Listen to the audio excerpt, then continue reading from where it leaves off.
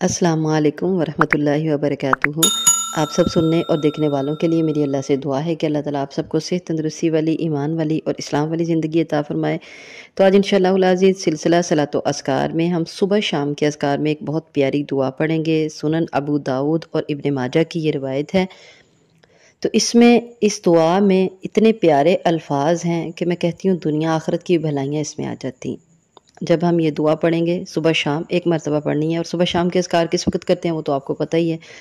تو اس دعا میں ہم اللہ تعالیٰ سے صحت، عافیت اور اللہ کی معافی طلب کرتے ہیں دنیا اور آخرت میں۔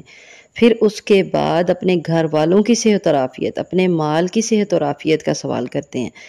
پھر ہم اللہ تعالیٰ سے یہ دعا کرتے ہیں کہ یا اللہ ہمارے عیبوں کو ڈھانپ لے، دنیا اور آخرت میں ہمارے عیبوں پر پردہ ڈال دے۔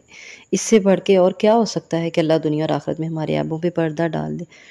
اور پھر اس کے علاوہ اگلی دعا اس میں یہ ہوتی ہے کہ ہمارے اوپر سے، نیچے سے، آگے سے، پیچھے سے، ہر طرف سے اللہ حفاظت فرما۔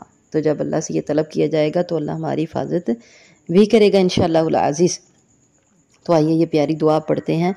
نحمدہ و نصلی علی رسولہ الکریم۔ اللہم انی اسألک العفو والعافیت فی الدنیا والآخرہ۔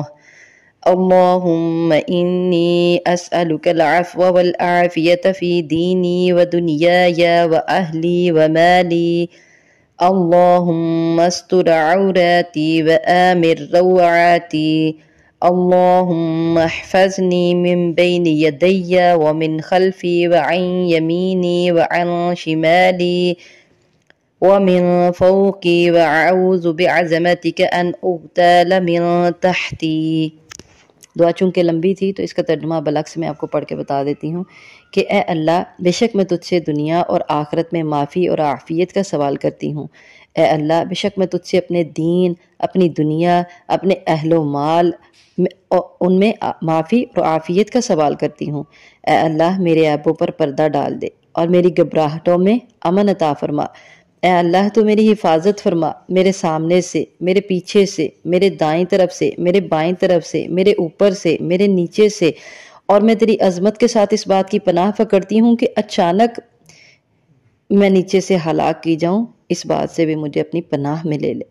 تو صبح شام اس دعا کو لازمی پڑھیں۔ اللہ تعالیٰ ہم سب کی حفاظت فرمائے۔ السلام علیکم ورحمۃ اللہ وبرکاتہ۔